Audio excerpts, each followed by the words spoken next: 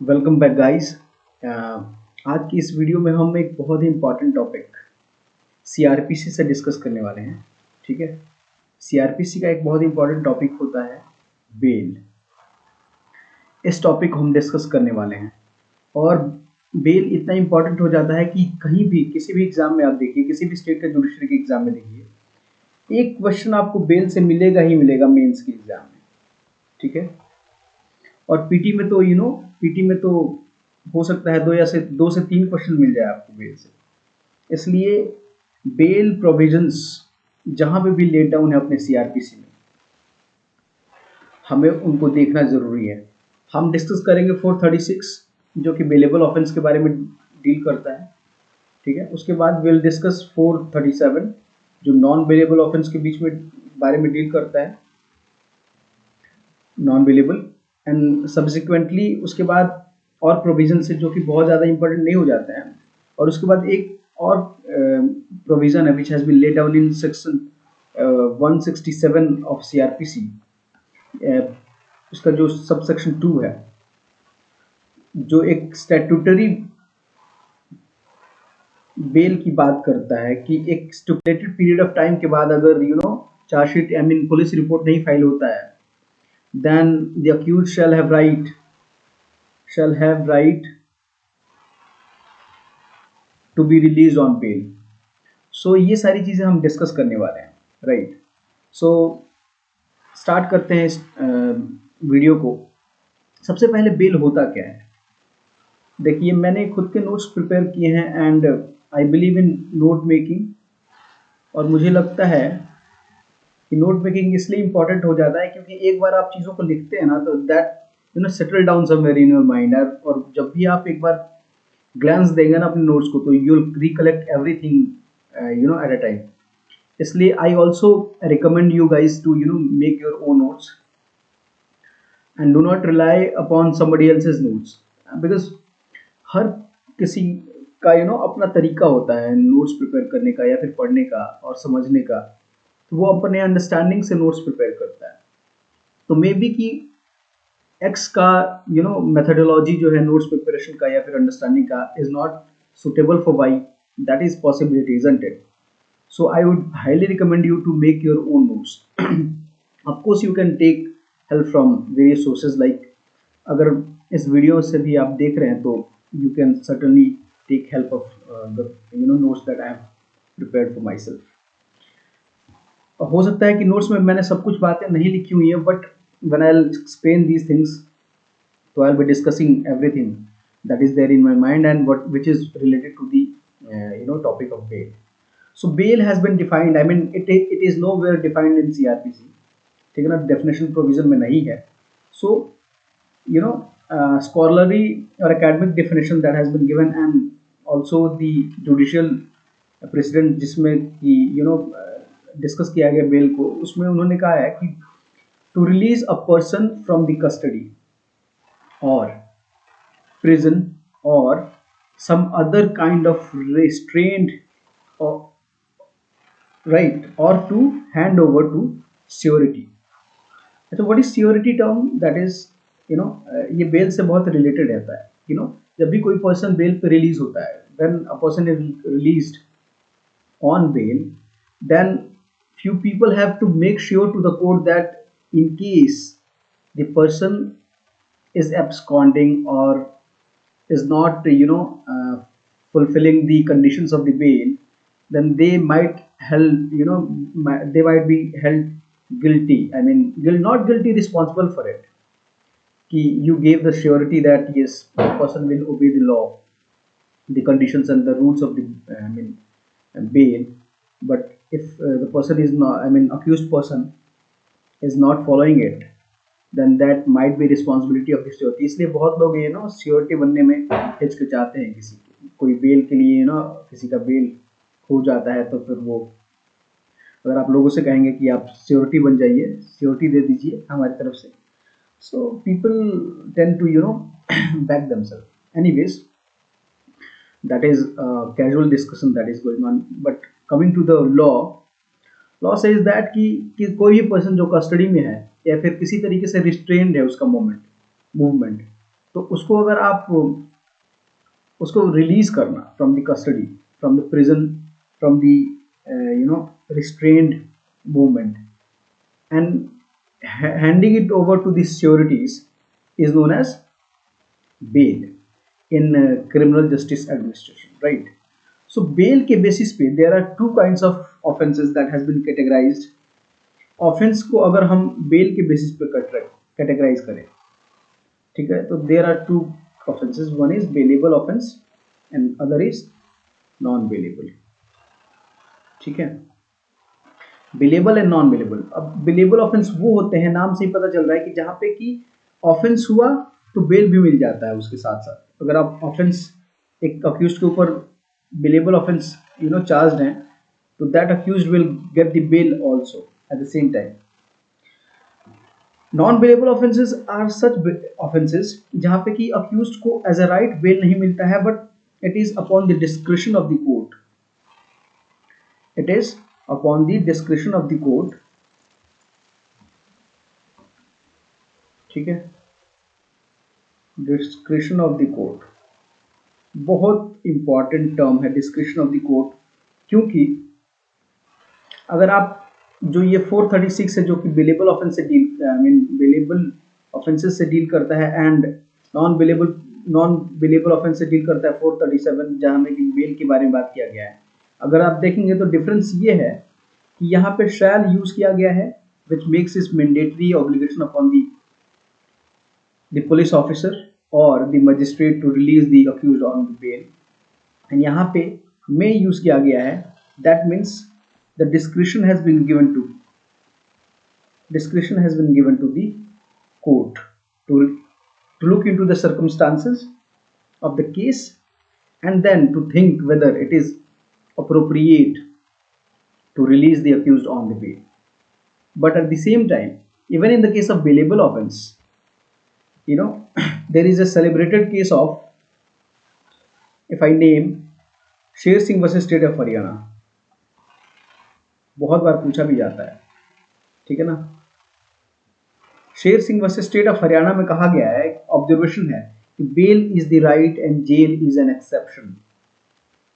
अगर कोई अक्यूज्ड आपके पास बेल के लिए अप्लाई करता है ना, and the conditions that has been provided to reject the bail, which we'll be discussing, and अभी मैं apparently अगर बता दूं आपको, तो these conditions are that there is no chance of absconding of the accused, and other is that there is no chance of tampering with the witnesses or the evidences.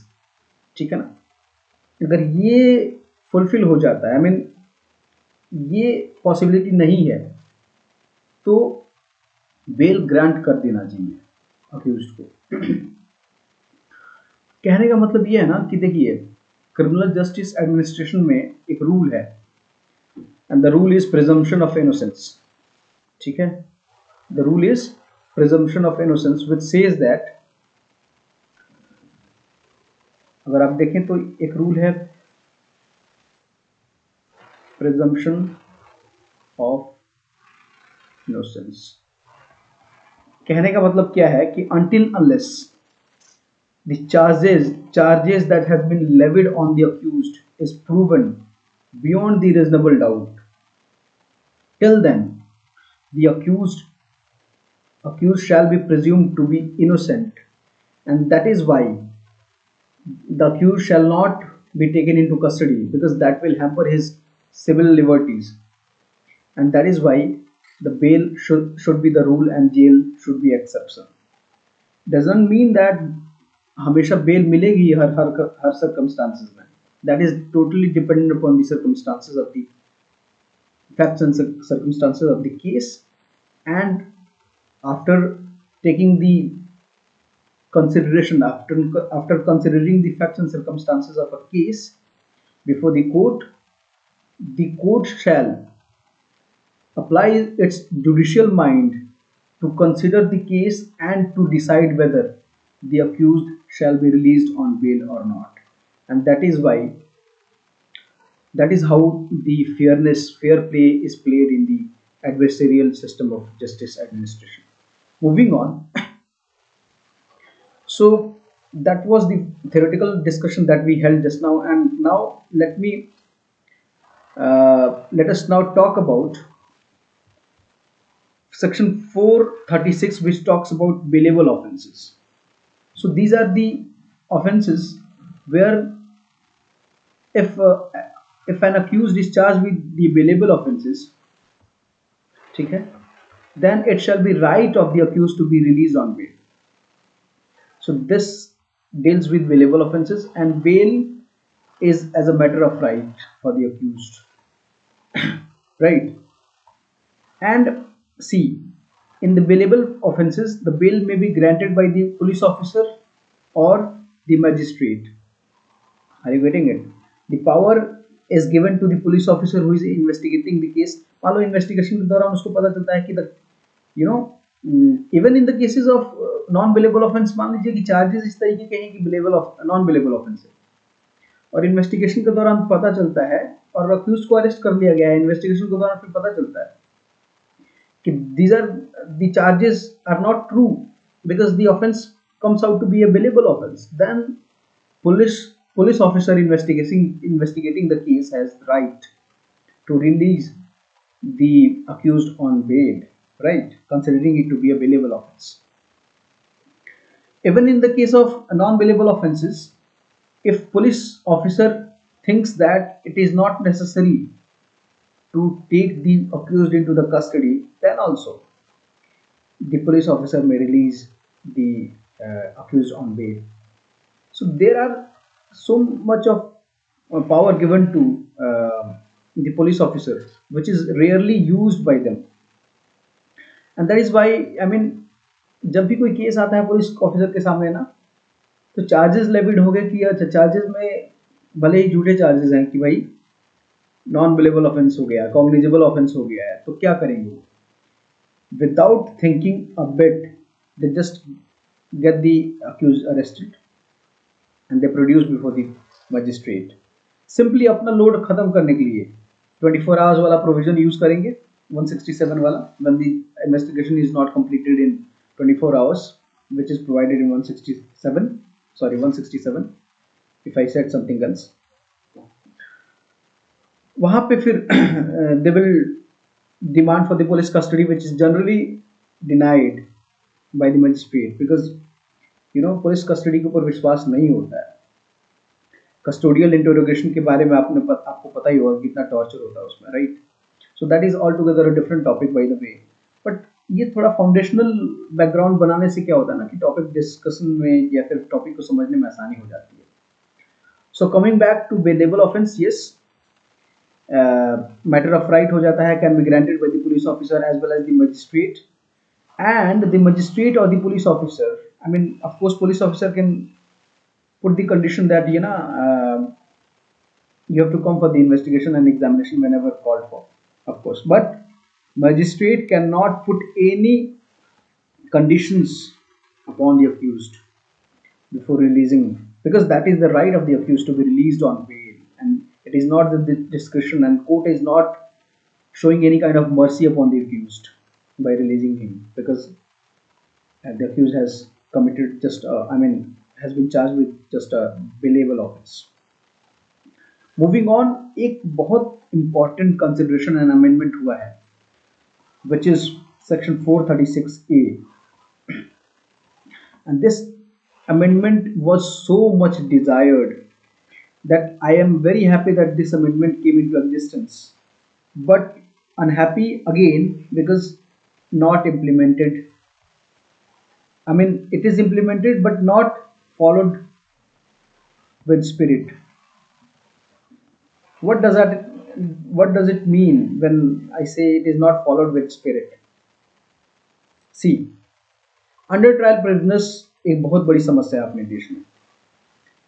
पहली बात तो कि लीगल अवेयरनेस इतना कम है हमारे देश में, इतना कम है, मतलब नॉर्मल अवेयरनेस तो आपको पता है कितना कम है, तो लीगल अवेयरनेस तो बहुत बड़ी बात हो गई.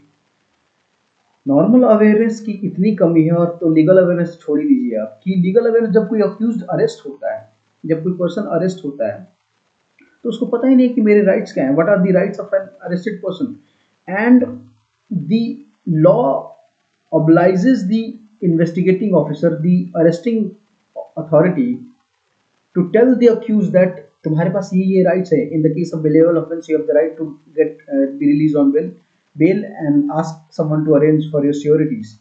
And in case of non-bailable offense, you have right to apply for bail in the court. ये सारी चीजें पता होनी चाहिए, बताया जाना चाहिए. And same has been laid down in DK Basu as well. ठीक है ना, DK Basu versus state of West Bengal, इसमें ये लेट डाउन भी किया गया था. काफी डिटेल में डिस्कशन हुआ है DK बसु में इन सब बातों पे. बट स्टिल बहुत ही मैकेनिकल तरीके से पुलिस फंक्शन करती है. एक बहुत हमारे कॉलेज में मतलब वैसे भी इट इज़ वेरी रेलेवेंट. कहा जाता है कि यूके में अगर आप चले जाएं तो, या फिर यूएसए में चले जाएं या कनाडा में चले जाएं, तो when you are in trouble you call the police. And India का केस क्या है, when you want to be in trouble call the police. Are you getting it? इससे सेंस समझ में आ रहा है क्या कहना चाह रहा हूँ मैं? तो यही बात है, पुलिस अरेस्ट कर लेती है और विदाउट टेलिंग द अक्यूज्ड, उसको पहले ही गिल्टी मान लेते हैं लोग. अरेस्ट किया तो उसको मुजरिम मान लिया भाई कि अच्छा चार्जेस लगे हैं तेरे ऊपर, तो मतलब तू खूंखार वो है, अपराधी है. चाहे उस बेचारे ने उसके ऊपर गलत चार्जेस लग गए या फिर किसी सर्कमस्टांसेस में, until unless the person is proven guilty by law, not factually but legal guilt की बात करता है अपना जस्टिस एडमिनिस्ट्रेशन सिस्टम. तो लीगली आपको प्रूव होना चाहिए दैट पर्सन इज गिल्टी. सो इसमें क्या कहा गया, अंडर ट्रायल प्रिजनर्स की प्रॉब्लम्स इतनी थी कि मतलब उनको पता ही नहीं था कि हमारे राइट्स क्या है, और वो जेल में रह रहे हैं. अभी ट्रायल स्टार्ट नहीं हुआ उनका, इन्वेस्टिगेशन भी मतलब अरेस्ट कर लिया है और उनको जेल में डाल दिया, और इन्वेस्टिगेशन भी उधर पुलिस नहीं कर रही है, थिंकिंग दैट अरे यार ये तो ऐसे ही फालतू सा केस है, क्यों फालतू में इस पे टाइम वेस्ट करना. और बेचारा वो अक्यूज्ड जेल में है, उसको न पता है कि मेरे राइट्स क्या हैं, मैं कैसे रिलीज हो सकता हूँ. एक सर्वे हुआ, पता चला कि 70% of the population of jail is under trial. और फिर एक फर्दर अंडर ट्रायल के बीच में सर्वे हुआ कि इसमें से 80 to 90% population of the under trial prisoners is below 10th. मतलब बिलो 10th कहने का मतलब ये नहीं कि 9th तक भी पढ़े हो, नहीं, मतलब स्कूल भी नहीं गए, वैसे भी कंडीशन है. इनको अगर आप नहीं बताएंगे कि भाई तुम्हारे राइट्स क्या हैं, और poverty, the background of these prisoners, they were coming from a very deprived family, economically very weak. मतलब आज घर में खाना है तो कल है कि नहीं पता नहीं. पेरेंट्स क्या करेंगे ऐसे में? पेरेंट्स सोच लेते हैं नसीब है उसका, छोड़ दो जेल में, बॉदर ही नहीं करते हैं वो, बॉदर करके भी क्या कर लेंगे. So these are the things that we as a law student shall ponder upon, state shall ponder upon. State बहुत कुछ करता है बट वो सारा पेज पेपर पे ही रह जाता है, that is the problem. All right, so moving on. So अगर इसमें कहा गया था कि कोई अंडर ट्रायल प्रिजनर्स है और उसने अपने मान लो जो भी उसके ऊपर चार्जेस फ्रेम हुए हैं उसके बेसिस पे जितना भी पनिशमेंट बनता है उसका अगर आधा पीरियड उसने जेल में काट लिया है ना, ठीक है ना, half of the period specified, ठीक है ना, तो shall be release on bail. But still में इसमें और उसमें पर्सनल बॉन्ड है. सबसे बड़ी प्रॉब्लम यही है, पर्सनल बॉन्ड के लिए बोल दिया विद और विदाउट सियोरिटी. पहले तो चलो पर्सनल बॉन्ड कहाँ से दे आप? आप कोर्ट में चले जाओ, 50,000 रुपये, 10,000 दे नहीं पा रहा है, 5,000 दे नहीं पा रहा है, 50,000 रुपये का पर्सनल बॉन्ड कहाँ से लेके आएगा बेचारा. ठीक है, मान लो पर्सनल बॉन्ड अरेंज भी कर लिया उसने, तो फिर दो कंडीशन लगा दी इसमें, विद और विदाउट सियोरिटी. विदाउट सियोरिटी एक बार को चल जाता है, मान लो अरेंज कर लिया विद, अब कोई उसका श्योरिटी बनने के लिए राजी ही नहीं है, अब क्या करेगा वो? बस यही प्रॉब्लम्स है सारी।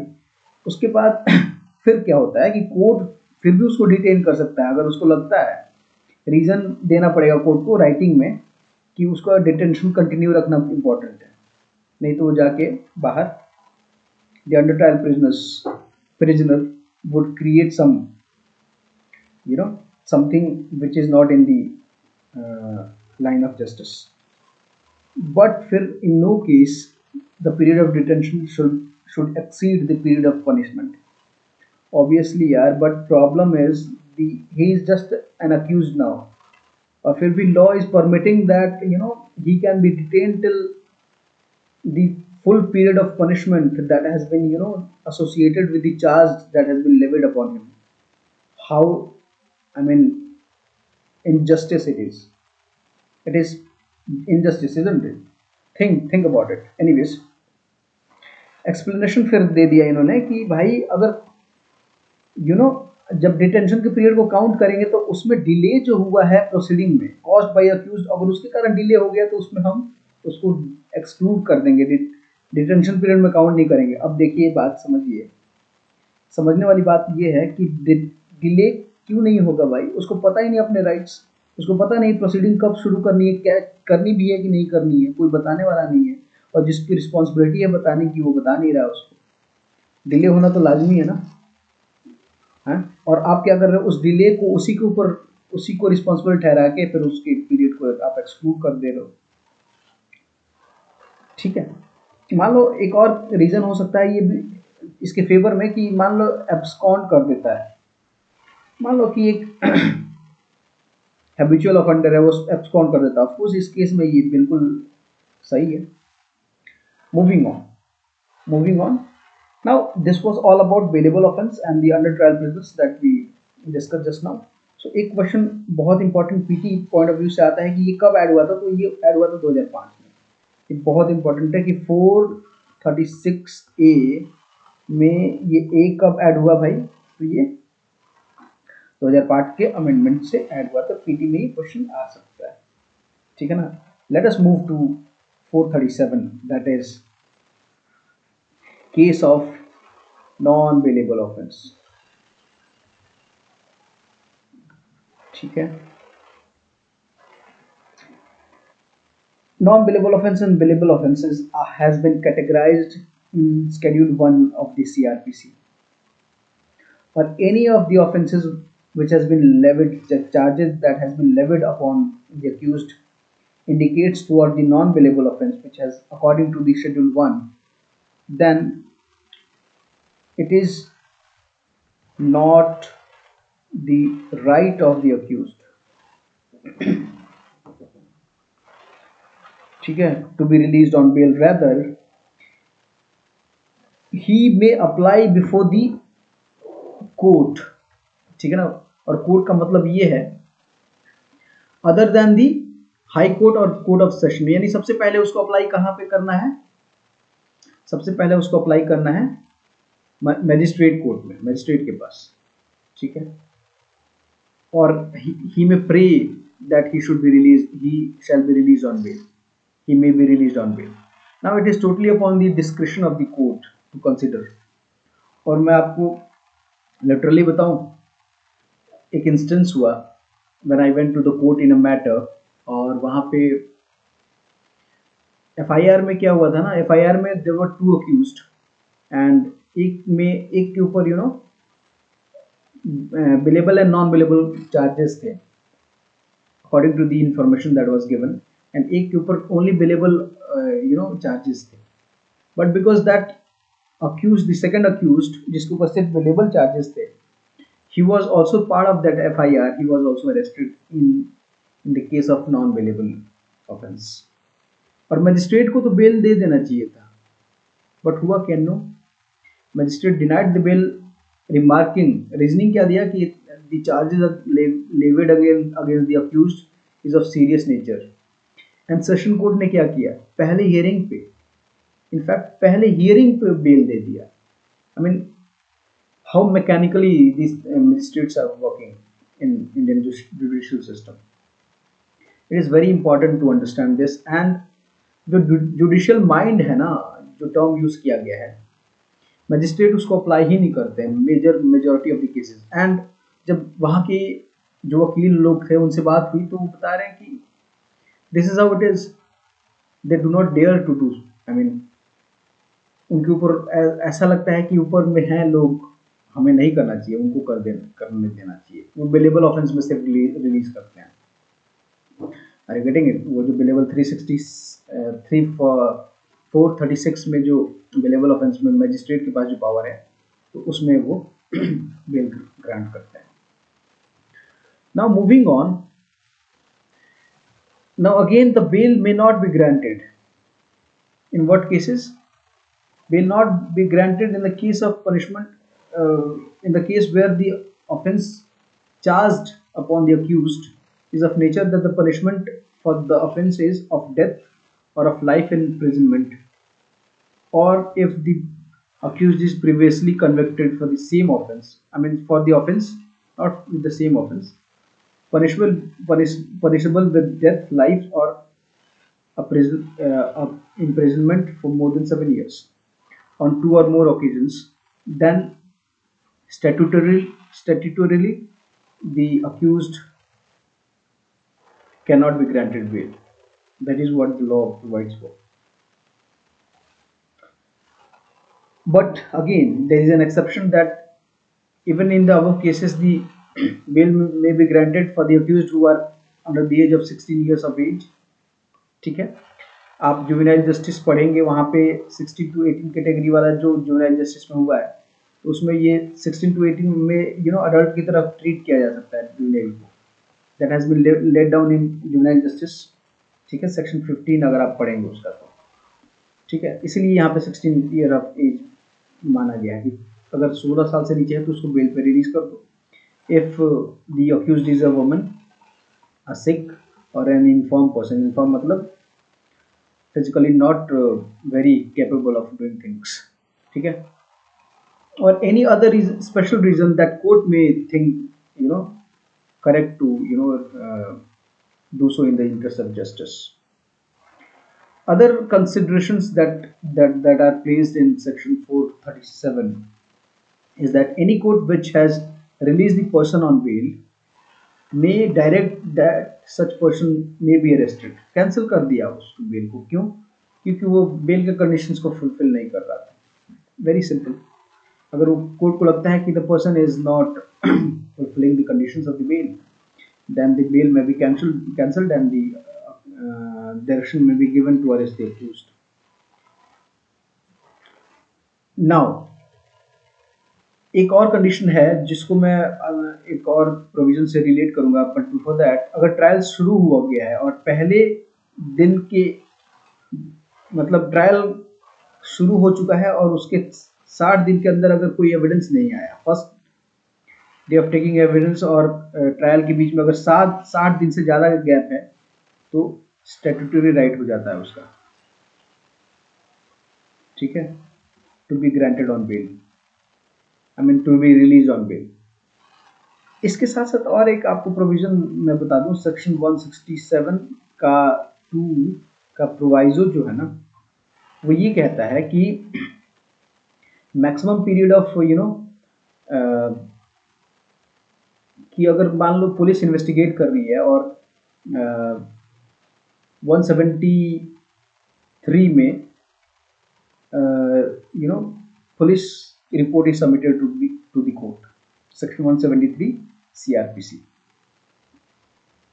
If that report is not submitted for the period of 60 months, in some cases as provided in the provision, and 90 at maximum, मतलब मान के चलिए कि डेथ और लाइफ इम्प्रिजनमेंट वाले में 90 वाला है और बाकी के ऑफेंसेस में 60 का है। 60 डेज तक आपने चार्जशीट सबमिट नहीं किया तो it is the statutory right of the accused to be released on bail, very important. But उसमें भी कंडीशंस क्या हैं, वही पर्सनल बॉन्ड देना हो, सियोरिटी विद और विदाउट सियोरिटी, ठीक है, वो सारी चीज़ें ऑल टुगेदर किस पे भारी पड़ती हैं, it is all becomes burden upon the accused who comes from economically poor background, right? Economically weaker background. ठीक है? Provided that the case shall be triable by the magistrate, otherwise the magistrate shall record the reason in writing before releasing. मतलब इसमें भी कैसे, मतलब 60 day trial वाला इसमें दे सकते हैं, यानी the offense shall be triable by the magistrate. Are you getting it? Until otherwise not. और फिर दूसरे केस में अगर बेल दिया जा रहा है ना, तो फिर उसमें रीजन रिकॉर्ड करना पड़ेगा मजिस्ट्रेट को। मान लीजिए कि एक ऐसा केस है जो कि सेशन कोर्ट ट्राई कर सकता है, it is out of the jurisdiction of magistrate court, तो उसमें क्या होगा, अगर उसमें भी बेल देने के राइट्स हैं, प्रोविजंस हैं मजिस्ट्रेट के पास, अगर 60 डे से ज़्यादा गैप हो गया, but in that circumstance the magistrate shall record the reasoning कि वो क्यों ऐसा कर रहा है in writing. So now few case laws that becomes very pertinent to discuss with regard to the present topic is the Guru Charan Singh versus State of Delhi Administration. इसमें ये let down किया गया था कि what are the circumstances in which the bail may be cancelled. I mean bail के लिए apply किया गया आपने और उसको फिर उसको rejecting the bail application is different thing and cancelling the bail is different thing. Rejection कब होता है? रिजेक्शन होता है जब आप एप्लीकेशन डालते हैं, लेकिन कैंसिल कब होता है? बेल आपको मिल गया है, फिर आप कैंसिलेशन के लिए जा रहे हैं. तो रिजेक्शन के ग्राउंड्स अलग अलग हैं, which will be discussing in coming period of time. अभी यहाँ पे कैंसिलेशन की बात की रही, nature and gravity of the circumstances in which the offense was committed. ठीक है? अगर ऐसा लगता है कि all right, though we have released the accused on the bail, but bail में जाने के बाद फिर से कुछ ऐसा हो रहा है कि the things are not correct in the interest of justice, bail may be cancelled, or the accused is not following the conditions of the bail may be cancelled. ठीक है ना? अभी आर्यन खान वाली जो बेल कंडीशंस है कितने स्ट्रिंजेंट है.